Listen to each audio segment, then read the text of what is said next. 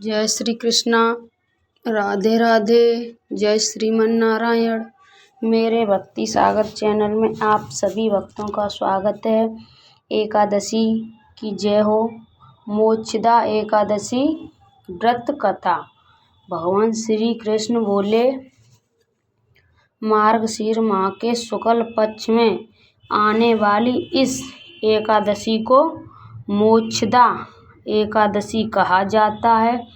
ये व्रत मोक्ष देने वाला तथा चिंतामणि के समान सब कामनाएं पूर्ण करने वाला है, जिससे आप अपने पूर्वजों के दुखों को खत्म कर सकते हैं। इसका महात्म्य मैं तुमसे कहता हूँ, ध्यानपूर्वक सुनो।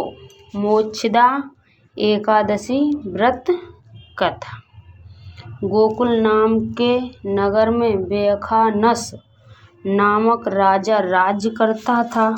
उसके राज्य में चारों वेदों के ज्ञाता ब्राह्मण रहते थे। वह राजा अपनी प्रजा का पुत्र बल पालन करता था।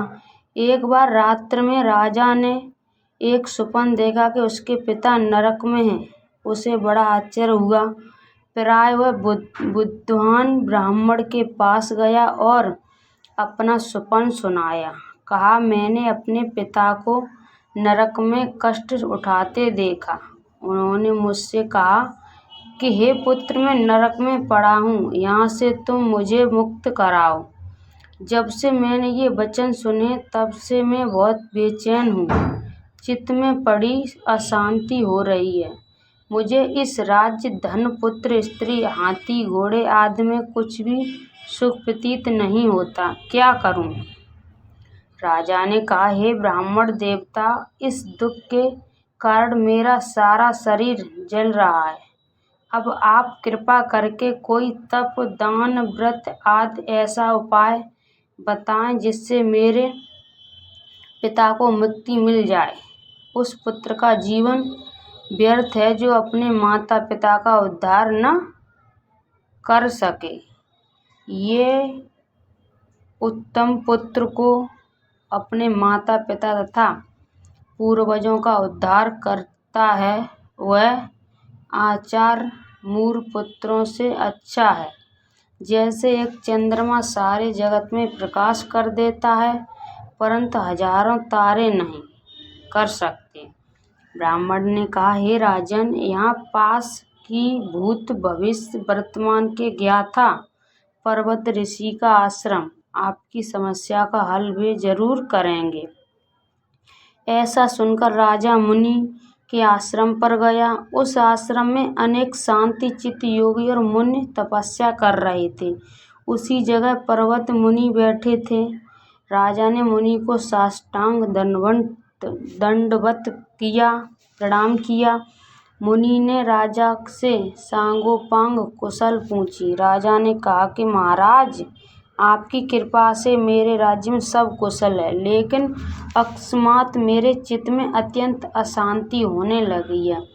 ऐसा सुनकर पर्वत मुनि ने आंखें बंद की और भूत विचारने लगे। फिर बोले, राजन, मैंने योग के बल से तुम्हारे पिता के कुकर्मों को जान लिया है। उन्होंने पूर्व जन्म में कामातुर होकर एक पत्नी को रात्रि दी, किंतु सौत के कहने पर दूसरे पत्नी को ऋतुदान मांगने पर भी नहीं दिया। उसी पाप कर्म के कारण तुम्हारे पिता को नरक में जाना पड़ा। तब राजा ने कहा, इसका कोई उपाय बताइए। मुनि बोले, हे राजन, आप मार्गशीर्ष एकादशी को उस उपवास करें और उस उपवास के पुण्य को अपने पिता को संकल्प कर दें। इसके प्रभाव से आपके पिता की अवश्य नरक से मुक्ति होगी। मुनि ने ये वचन सुनकर राजा महल में आया और मुनि के कहने अनुसार कुटुंब सहित मोक्षदा एकादशी का व्रत किया। इसके उपवास का पुण्य उसके पिता को अर्पण कर दिया। इसके प्रभाव से उसके पिता को मुक्ति मिल गई और स्वर्ग में जाते हुए वे पुत्र से कहने लगे, हे पुत्र, तेरा कल्याण हो। ये कहकर स्वर्ग चले गए। मार्गशीर्ष माह की शुक्ल पक्ष की मोक्षदा एकादशी का जो व्रत करते हैं उनके समस्त पाप नष्ट हो जाते हैं। इस व्रत से बढ़कर मोक्ष देने वाला कोई व्रत नहीं है। इस दिन गीता जयंती मनाई जाती है। साथ ही ये धनु मास की एकादशी कहलाई है। अतः इस एकादशी का महत्व कई गुना और भी बढ़ जाता है। इस दिन से गीता पाठ का अनुष्ठान प्रारंभ करें तथा प्रतिदिन थोड़ी देर गीता अवश्य पढ़ें। जय श्री कृष्णा। राधे राधे।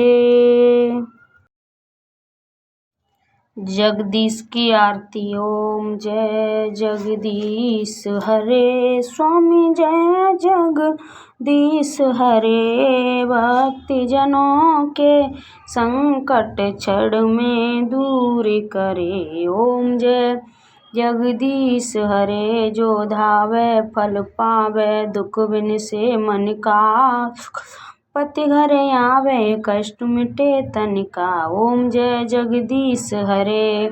मात पिता तुम मेरे शरण गहूँ किसकी। तुम बिन और न दूजा आस करूँ मैं जिसकी। ओम जय जगदीश हरे। स्वामी जय जगदीश हरे। तुम पूर्ण परमात्मा तुम अंतर्यामी।